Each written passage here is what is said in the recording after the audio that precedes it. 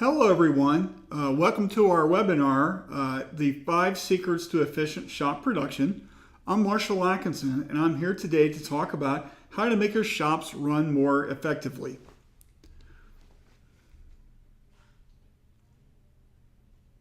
So welcome to our presentation. Our topic today is really about the key fundamental aspects of organization.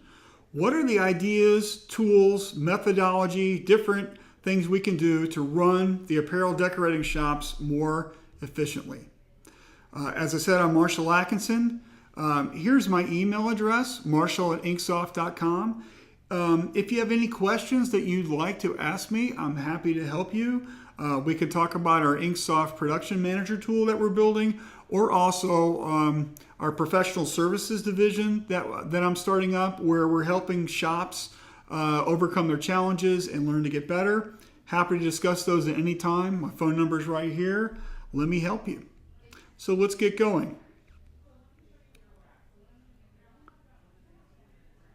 The first thing we want to talk about is making things simpler.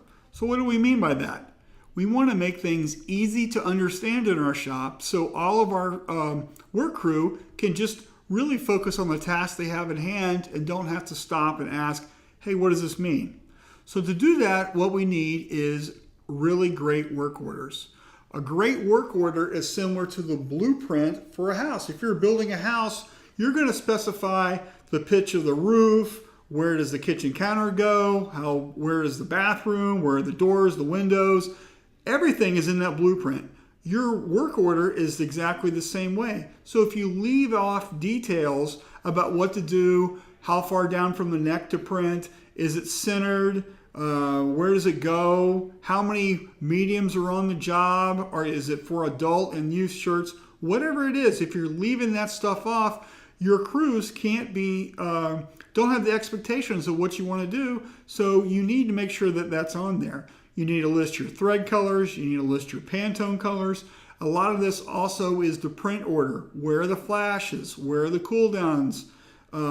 Where is it going after you print the shirt or after you decorate the shirt? Is it going to post-production? Do we have hang tags, labeling, all that kind of stuff? Not to mention, you got to ship it. So how are you shipping it? What's the shipping method? Maybe it's a customer pickup. Where's that going? Everything needs to be in the order. It's crucial. So if you want to change one thing in your shop, one thing, I know we're talking about 5, but one thing, make your work orders better. Just ask your people, what are we not getting? They'll tell you. The next thing about that is we really want to concentrate on our ship dates. The ship date is really the most important thing that production needs, besides, really the design and that kind of stuff. But the ship date is so crucial because all of the action in production has to work backwards from the ship date. So if the ship date is, let's say, this Friday, production should finish hopefully on Thursday, which gives you plenty of time to ship it on Friday, which means the screens have to be done on Wednesday, which means the art has to be approved on Tuesday, which means maybe the art goes out on Monday. That's just a real easy example, but you can see how you have to work backwards to achieve the success that you want. And you have to set that up for success by making those standards in your shop and working towards making sure that they happen that way. We want to use standard language. So for instance, a full front could mean it's always 12 inches wide at the maximum. And that way the art department knows how big to make it. But also we know that a 12-inch wide image will fit down on a youth 10-12 shirt without making a second set of screens. And so this is the reason we do this is so we can maximize our production efficiency. You can have standard languages for language for everything. How you're working, how you're pulling your inventory, what is your default shirt, so a lot of shops have their go-to, G2000s or whatever. What are you pulling when you say shop t-shirt? What is your default red? A lot of shops use PMS 186. You could just put shop red. That's what that means. So when we use standard language, what happens is people will move faster because some of those decision-making processes are already made for them. So the next thing to make things simpler is really, let's talk about eliminating waste. And this isn't about trash. This is about wasted steps. So what we want to do is we want to think about if something takes 5 steps to do in a process, can we do it in 4? Can we do it in 3? So kind of work your way around that and decide how can we do things to make it easier for people. Also, we want to look at wasted motion. Okay, so for instance, the picture behind the slide shows some carts already set up. So they've got the t-shirts ready to run. They got the screens on the cart ready to go. Next to the press is going to be the ink. It's just out of the picture. Okay, so we're working on these 3 different jobs. Okay, they're already ready to go. All the press operator has to do is take the old job down, set up the new job, print it, take the old job down, set up the new job. He's not out looking for screens. He's not wondering where that PMS 286 bucket of blue is. All that stuff is brought to him so he can concentrate on doing the one thing that's making this shop money, which is printing. So it's the same way in embroidery. It's the same way at DTG press. It's the same way with your heat press. Everything comes to them. Your production crews should never go look for stuff. Okay, so if you ever seen a screen printer, press operator in the screen room looking for a screen, you need to ask what's going on, because that should really come to him. Okay, so here it says set work crews up for success, no thinking. So I don't really mean that people should just stop thinking. You always want to think. But what I mean is you want to make the decisions for them. So for instance, in this picture, we have our lineup is in the exact order we need these jobs printed, because maybe the job with the black shirts isn't supposed to go till tomorrow. We want to do the white shirts and the red shirts first. So it's really important that you set your crews up for success to make sure that everything is lined up. They don't have to wonder, hey, what am I doing next? All those decisions are made for them. And they're made for them in advance. It isn't something we make up in the morning. We do this in advance the day before. So let's talk about cleaning. You want to make sure your shop stays clean and decluttered. The reason why is that your production floor is the most valuable real estate in your entire building. I've been to shops, and this is, I'm not kidding, I've been to shops where the accounting team places their file cabinets right there next to the production area. So the printers have to literally walk around these file cabinets to get to the ink room or get to the screen room. So instead of making it easy for them, they've created a big speed bump that's in their way all day long, and they're constantly having to walk around this stuff. So for your production floor, it's the most valuable real estate in the business, in your business. So what you want to do is you want to make sure it's completely clear of stuff like that. So don't store junky old equipment. Don't store your file cabinets. You want to make sure everything is out of the way so these press crews or these embroidery crews or people running your DTG equipment, they can do the work that they need to. So put all that stuff somewhere else. Next is remove anything not needed. That's kind of what I was just talking about, but this is also underneath the equipment. You know what's underneath your press. You know what's hiding out underneath your dryer. Anything that's not needed, let's find a different home for that, because it's just going to help us out. You're eliminating clutter. You're also making sure things, underneath the dryer, maybe they won't catch on fire. So let's make sure you're removing anything that's not needed. A great tip is if you've got something, take a piece of masking tape and put it on whatever it is and write today's date on it. And then a couple months later, if it hasn't moved, you know that nobody is using that thing. Let's get rid of it. Sell it. Make it easier to work. And then the last thing is to tape and demarcate areas. Okay, so what I mean by this is go to Uline, get some floor marking tape that comes in all kinds of colors. And then what you need to do is line up walkways, pathways, so you can move your dollies and skids and stuff. And you also tape off where the product is going to go by the equipment.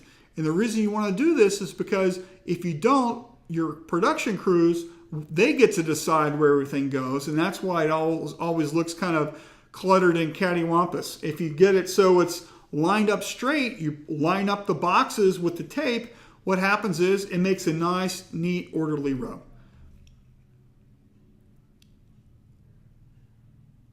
So let's talk about doing things now. This is kind of how you prioritize and triage your day. You want to do the most important jobs first at all times. And here's a really great kind of rule, okay? So you do your rush orders first, anything that's late next, you do jobs that are due today, and then you do jobs that are due tomorrow or out in the future. Always in this order: rush, late, today, tomorrow. The reason why is if you wait to do your rush orders to say 2 o'clock after lunch, what happens if you don't finish in time? Then you're really messed up. So what you want to do is you want to do your rush orders first, get them done, get the late stuff, that job you didn't finish yesterday, finish that thing up, and then let's work on today's stuff. That's really kind of how you want to think about things when you're looking at what do I have to do today? What do I have to do tomorrow? This is how you organize it. Next, we want to be proactive. So we want to look ahead and want to find tomorrow's problems today. So the jobs that we have to run tomorrow, the jobs that we have to run the next day, are the screens made? Are the shirts here? Are you still missing those mediums for that one order? What's going on? And then what you do is you tackle that and you let whoever is the stakeholder know, the customer service rep, the sales guy, receiving, the screen room, art department, whatever. Find out what's going on, and then it's up to you to decide, am I still doing the job tomorrow, or am I moving that out a little bit? Okay? My thinking is always move the job out if you can and do the things that are ready to go. So next thing is to do things early. So the thinking here is look ahead a little bit. So if you've got product here and you've got screens made, and let's say you're running a job that's sleeves, get all of the sleeve jobs, put them all together, and run them back to back to back to back so you don't have to change your boards only once. Okay, so you do things early, even if some of those jobs might not be due till Monday or Tuesday, do them today because it's quicker to do that instead of setting up your boards and then having to take them down and then set them up again. All that downtime is wasted. So if you do everything kind of in little groups like that, another good example is running jobs with the same color thread, running jobs with the same color ink. So that way you're just maximizing everything that's on that equipment at the same time. So let's talk about proactive processes. What I mean by this is we want to make it easy. So we want to establish the standards that we're going to run our shop with. For example, earlier I talked about running everything from the ship date. So from the ship date is the day the job has to leave. You want to be able to have production done on correct amount of time. So you have to work backwards. So your standards could be X amount of days before production has to start, the screens have to be made. X amount of days before that, the art has to be approved. X amount of days before that, the art has to be sent off. So you can fill in the blanks what that is because some people have different turn times. But the more that you process and create standards for this kind of stuff, you're creating the rules the shop is going to run by. And once you get these type of rules, what happens is you can measure against it. You can also train against it. You can have deadlines. You can talk to your customers. But if you don't have this stuff, it's a Wild West show trying to get everything handled. So figure out what's going to work for your shop and then write it up and then hold everybody to it. Okay. The next thing is to really understand your available capacity. So this means, in your shop, do you know how many impressions you can do a day? How many jobs you can set up? How many jobs you can embroider? How many jobs you can run through your DTG equipment? Or how many heat press name and number jobs you can do for that softball league? You need to understand what your capacity is on average, and that way that's going to help you with your math on some of this stuff. So when is that job going to be due? You just work the math on it. So the only way you're going to know that is to use production logs. And a really good production log allows you to understand what this piece of equipment is capable of over a period of time. You can get an average. Now, for screen printing, you're really looking at around 400 impressions an hour for an auto. That seems like the industry standard. For a manual, it's about 60 impressions an hour, which is about 1 a minute. I know some of you out there can do it faster than that. That's not what I'm talking about. I'm just talking about averages, okay? So for planning purposes, that's what we're using. So when we get these averages, we know how fast we can run the job. Let's say you set up at 5 minutes a screen for setup, and you got a minute or two in there for messing around a little bit. You can figure out how much you can do a day, and that's going to help your sales team, your customer service team plan. So when you get over capacity, guess what? You have to make some decisions. Are you going to use overtime? So everybody has to stay late. You're going to start a second shift. Maybe you're coming in on Saturday or Sunday. Are you going to contract those jobs out? Is there something you can have on the schedule for tomorrow that you can put off a day or two to get something else handled? So you can make some decisions based on your capacity, but everybody has to know what that is. So if you don't know, you need to get out a piece of paper and a pencil and let's figure it out. The next thing is really talking about how to think about things. So a process here is today's production is set and you're staging tomorrow's jobs today. So what I mean by this is anything that's on your production for today is untouchable. You can't add another job. Don't add another job. So tomorrow, you're staging tomorrow's jobs today. So today the production's going on. So what happens is your production manager and your scheduler guy or girl, what they're doing is they're moving all this stuff that's ready to go next to the machines. So by the time today ends, everything is set up for the morning's production. Okay, and then you just repeat that every single day. So you work today, you set up for tomorrow, you come in, everything's already set up. So what that prevents is the crew's coming in and then nobody knows what to do. And guess what? Everybody in your production shop has been working for 2 hours and you haven't printed a shirt yet. So if you've got it set up already, you just turn everything on and you're printing in a couple minutes, you're going to be much more efficient and you're going to have better control over your labor and what's going on. Next thing is to dig into what's not ready. You need to ask some questions.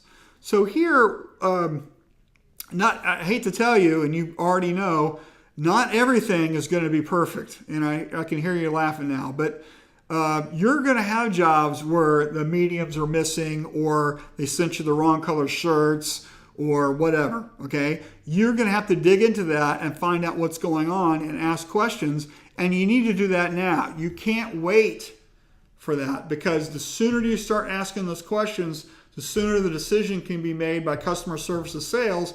Do you have more time? What's going to happen? When are those mediums coming in? You'll get that information. Here's the tracking number. If you don't start that process, you don't know that, so it's kind of like a big problem. So get into asking questions as soon as you can about things and document what's going on, and that way you can make really good decisions. So the next thing is asking for help or delegating. So what we want to do is we want to create a culture where it's okay to ask for help.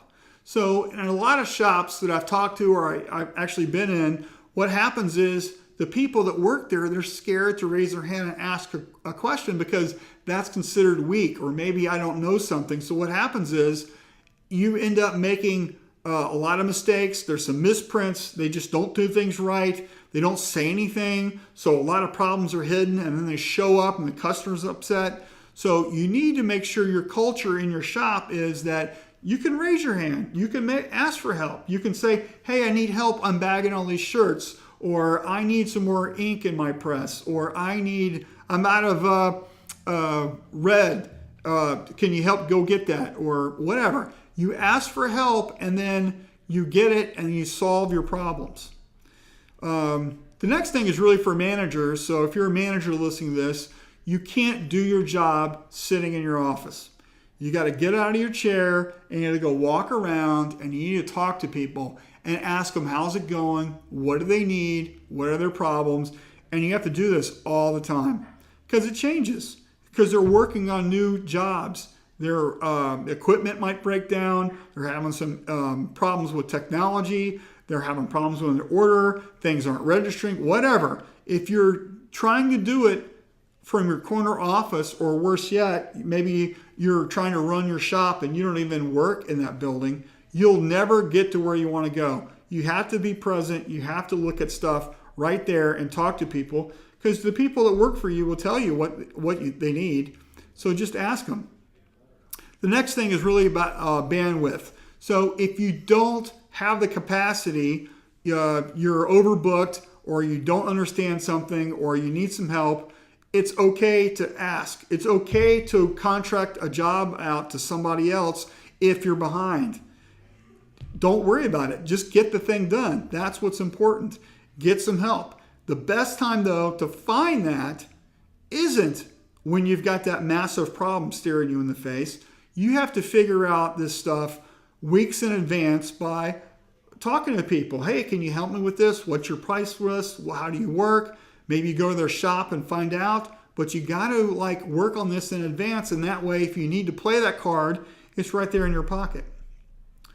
And the last thing on this page is solve the problems, not bury them. So I've got a kind of a story that kind of illustrates this. So a couple years ago, I was asking somebody about something, and they were having a lot of problems with their computer workstation, and they were restarting it, and they were extremely frustrated. I asked them what was going on, and they go, it's this stupid computer. I have to restart it. I go, what's going on? It's like, I don't know. I have to restart this computer 4 or 5 times a day. I'm like, what? How come you didn't say anything? It's because they didn't want to get into trouble, and it's just easier for them just to restart the computer than say anything. Okay? So what happens is, that's about 5 or 10 minutes every time he's doing that. So guess what? He's wasting about a half hour a day just starting a computer. Think about all the work that this guy could have done, and he has had this problem for 6 months. It's just crazy.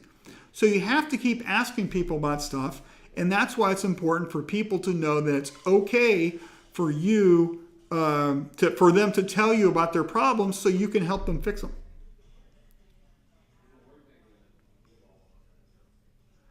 So the next little section here is called Everything Has a Home. And it's really about working your shop like it's kind of a craftsman type place. So all your work groups need to have their own set of tools, okay? So if you're a penny pinching guy, you need to get over it, okay? You need to give people the obvious things: tape guns, PMS books, markers, rulers, X-Acto knives, utility knives, anything that they need. You should have multiple sets of that with each work group. And the reason for that is because anytime anybody needs something, it should be right there about a foot away, so it's easy reach, they can get it and they can use it. So if they have to go find something, they're wasting time, okay? Sharing isn't cheaper, okay? So you don't want to step over $1 to save a dime, okay? So I know PMS books are $120 a piece, but you know what? If that press operator has to walk all the way into the art department to get the Pantone book to check the color, you know what? Maybe he might not want to do that one day, and that's the day that color doesn't match.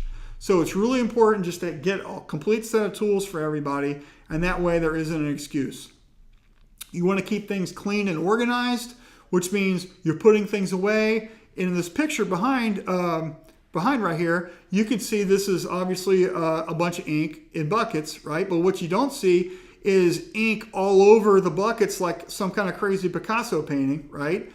The reason for that is because this shop keeps their buckets clean, organized. It's organized by Pantone number, and the lids are on. There aren't scoops in the buckets. That means that with the lids on, dust doesn't get in there, which doesn't get into the screens. Everything is clean, neat, and organized and ready to go. And so this same shot organizes their ink, they organize their thread. Everything has got an exact place it's supposed to go. So anybody looking for stuff, it's a millisecond to find it. So I've been in shops before where the ink buckets are just crazy everywhere. And I go, okay, so find me find me PMS 365. It's like 10-minute process to try and find it. Does that sound like your shop? Work this way and you can work much faster. So let's make things easy. Establish an area for everything. Obviously here we've got ink on a shelf, but this could be your sleeve pallets. This could be where does your carts go. This could be where does the dolly go when nobody's using it. Maybe it goes into this one spot so everybody knows where it is. So if you need it, you know where to go. You don't have to go look for it. So it's like one of these things where you establish areas for things and then you have people put them away when they're done. Which means you have to create rules, okay? So at the end of the shift is a perfect example of a great rule to have. So at the end of the shift, we take 10 minutes and we put everything away, okay? Or better yet, you put everything away when you're done using it, okay? So, but if you can't do that at the end of the shift, you have to put all your tools away, which means that everything gets put exactly where that you've outlined where it's supposed to go. It's really important. And you want to set clear expectations. So for instance, with these ink buckets, right? So what happens if this one press crew slops ink all over the bucket, okay? Does the ink room guy, does he have to clean the bucket? No, you have that crew clean the buckets. So you hold your employees responsible for stuff because it's just, I hate to say it, they're just like your kids. You have to hold them responsible, otherwise they do whatever they want to do, and you can't have that. So set clear expectations, talk about what they're supposed to do, talk about it all the time. If you get new people in, you have to train them. Just because they're in your building doesn't necessarily mean that they know what to do. So you have to tell them what to do. So use visual clues. For instance, lines on the floor, like I talked about a minute ago, using different colored buckets or handles. So maybe your polyester ink or your water-based ink is in a black bucket, and then normal plastisol inks are in a clear bucket. Maybe for poly white, you take blue painter's tape and you tape up the handle so across the shop, guess what? You can tell that that bucket of white is poly white and the bucket next to it is regular white. That type of stuff goes a long way for people to make really good decisions. Keeping things neat and orderly means you can find it easier. And messiness is really kind of a sign of poor leadership. Okay, so that's why, like in the military, they really stress discipline. Everything is neat and organized, because if you have a messy shop, it means maybe you don't have control over the crew that's working for you. Okay, so keep things clean and organized and ready to work, and that is detail oriented, and that proves that you really have a good handle on everything. So let's shift gears a little bit, and let's talk about organizing for efficient work. So we want to set up our shops for success, okay? So the first thing, of course, is our work order. We want to make sure we have the correct info on the work order.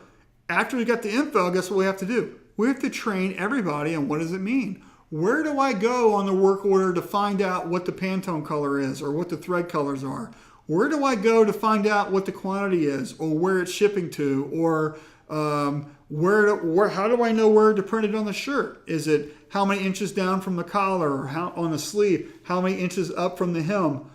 Those type of pieces of information need to be on the work order, of course, but we have to have people trained on where to look for it. Okay, so that's a huge part of your onboarding. Okay, you need to stage jobs in order.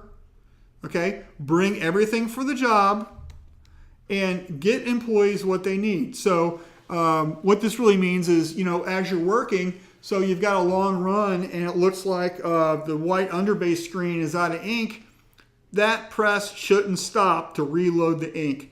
You should get a guy to put ink in it, okay? Presses shouldn't stop for stuff like that. So you need to give employees what they need. So an easy way of doing that is you can get real cheap, just go to Amazon and look up party light, okay? And for $6 or $10, you can get like a kind of a toy police light that's got a little switch on it, mount it up on a pole and plug it in. And then if that crew needs something like, hey, I need more shirts on my table, or hey, I need more ink, they just turn the light on. And what happens is a manager comes over and goes, hey, what do you need? I need this. He handles it for them, and they're still printing, okay? Every single time you stop to handle something and not do production, you're not being effective. So we want to run our shops so they're continually printing. Okay. So that means that we're going to use some common sense. There's two things that we want to do. We want to talk about pushing and pulling. Pushing is proactive, where you're pushing things to people. You're staging by your work crews in the order. You're pushing the art stuff down to the screen room. Everybody's kind of pushing their thing that they're working on to the next department. So you're helping them a little bit. Okay? Pushing sets the tone and expectation. So one way you can do it is you can print, here's a list of all the jobs that have to print today for press 1. So they know what they have to do. Or maybe you've got a list of jobs that have to ship. So shipping knows that. Okay? That's pushing.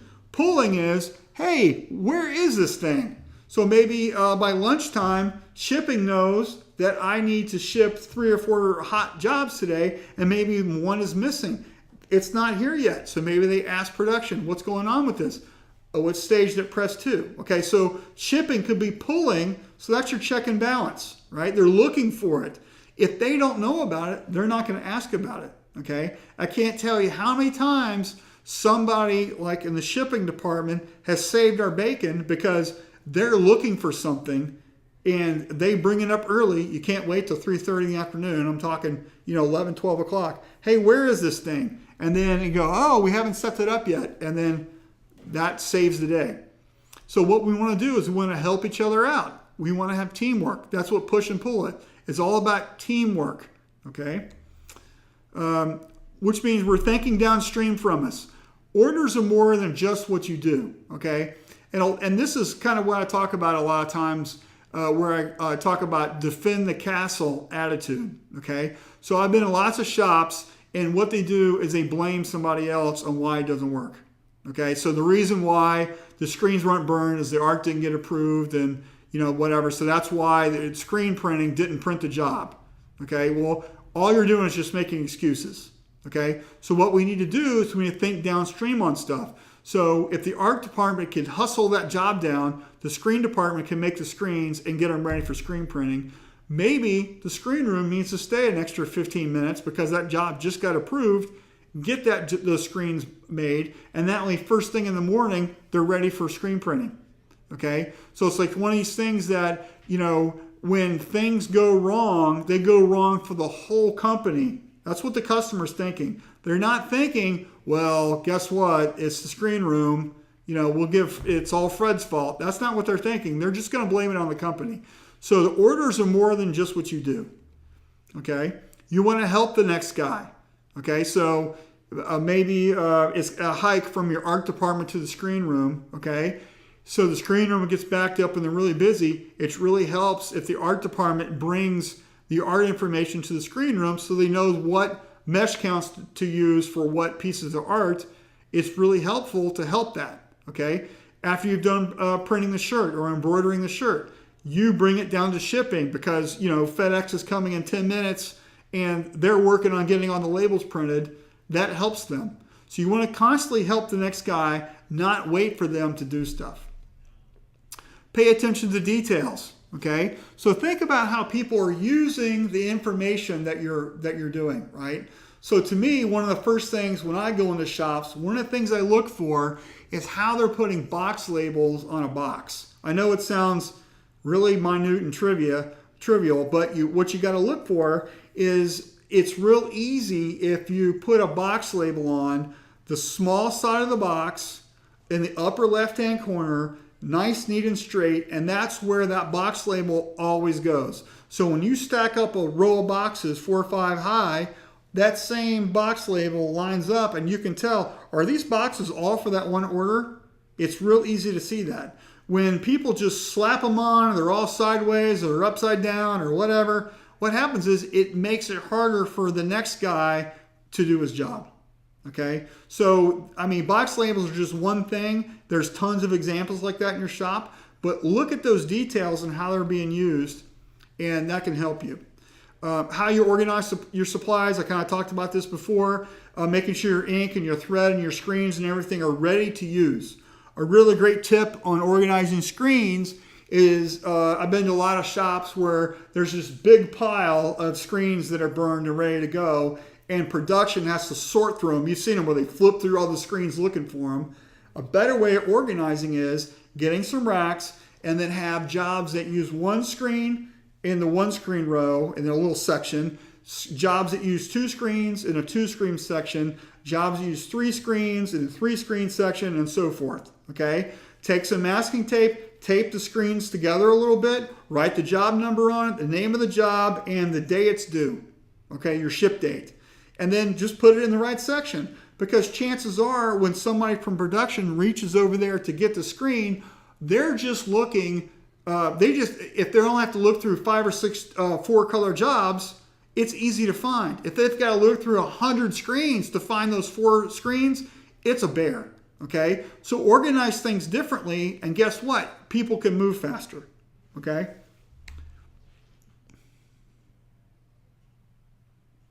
So let's talk about setting expectations. And I get a lot of questions about this, and it's really the way I like to run it is it's the shop way or the highway.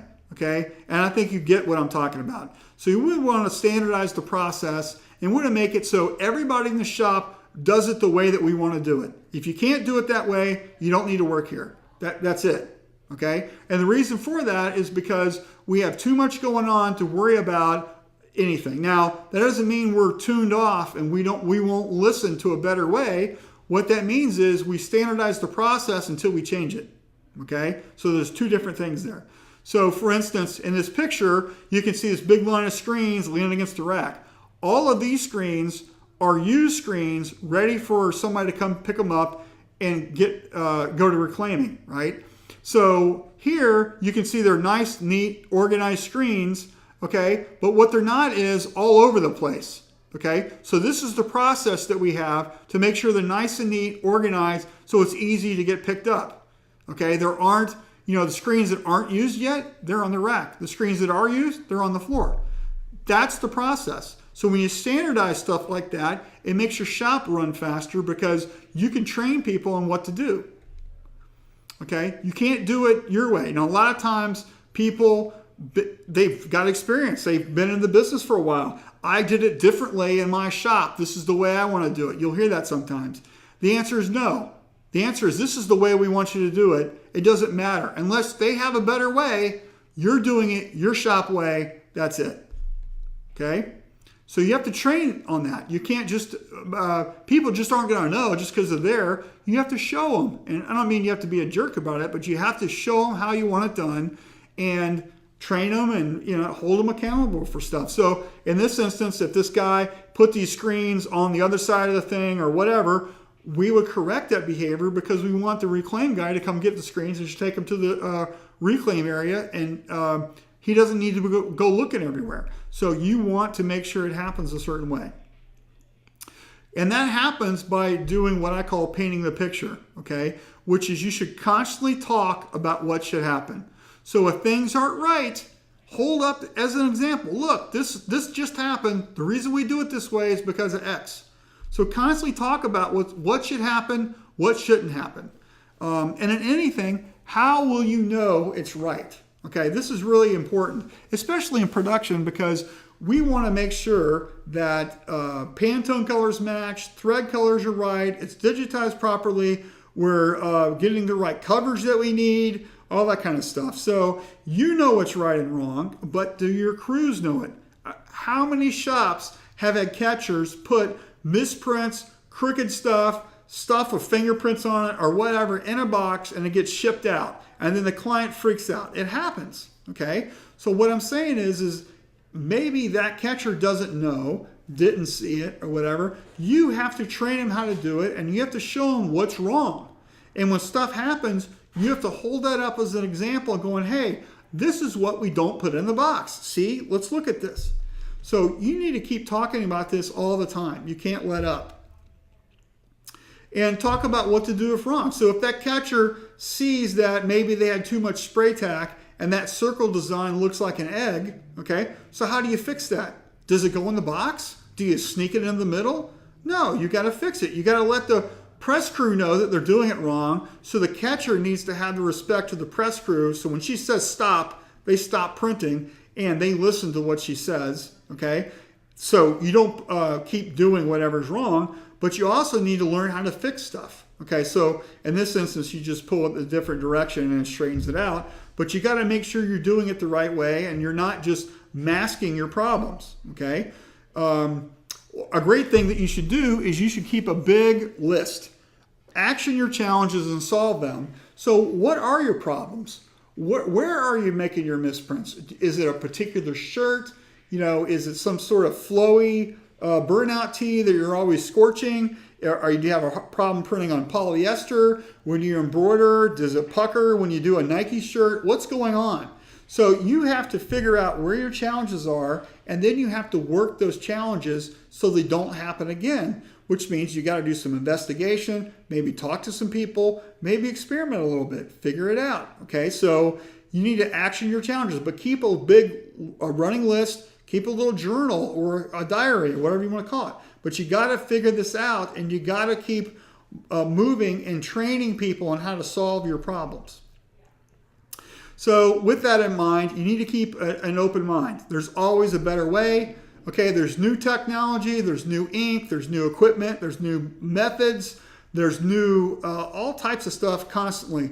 That's in impressions, it's in printware, it's in images, it's in wearables, it's in all these magazines. You can go to a trade show, you can go to a seminar, you can talk to people like me, there's other consultants, you can talk to people in your shop. There's just tons of information out there. So don't feel like this is the way we've always done it and we have to do it this way, okay?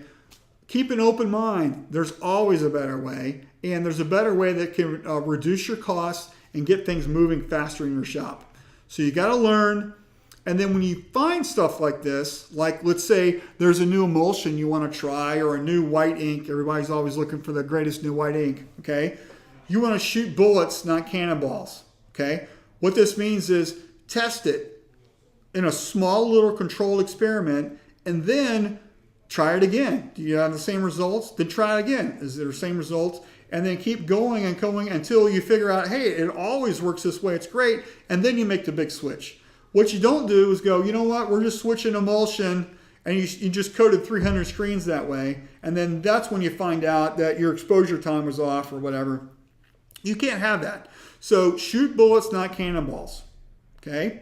So it's test, tweak, implement, train, follow up.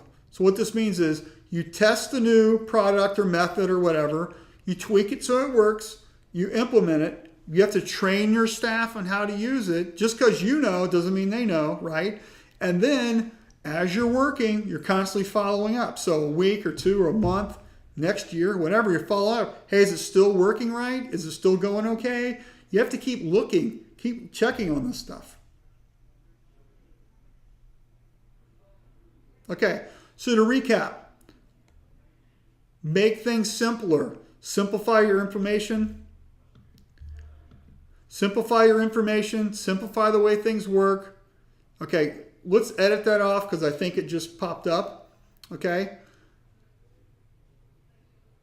Okay, to recap, let's make things simpler. So what you want to do is you want to look at how your processes are, how your information is being handled, how you're communicating through your shop. You want to make things simpler and easier to understand. You want to do things now. There's no waiting, okay? There's no waiting. So do it now. Don't do it tomorrow. Do it now. Everything has a home. Put stuff away. Organize for efficient work, so make it easy for your production crews to get their work done. And then you have to set the expectations. What do you want to happen? Be very clear. Use examples. Use samples. Hold stuff up. Have meetings. Do all kind of stuff like that. Lots of training, okay? People, it might take somebody 3, 4, or 5 times to understand what you're talking about, especially if they're new, okay? So don't just think that if you say it once, they get it, okay? Even if they're nodding their heads, okay? I can't tell you how many times I've talked about something and people just sit there and nod their heads and the next day they do it wrong, okay? It takes practice to learn, okay? You know what I'm talking about. So set the expectations and train on it. Okay. So I want to thank you for attending our webinar, 5 Secrets to Efficient Shop Production. We're coming out with the Production Manager tool, and you can email me at marshall@inksoft.com, and here's my phone number if you'd like to call me. I'd love to talk to you about your shop and help you with your problems or challenges. That's it. Thank you very much. I appreciate you.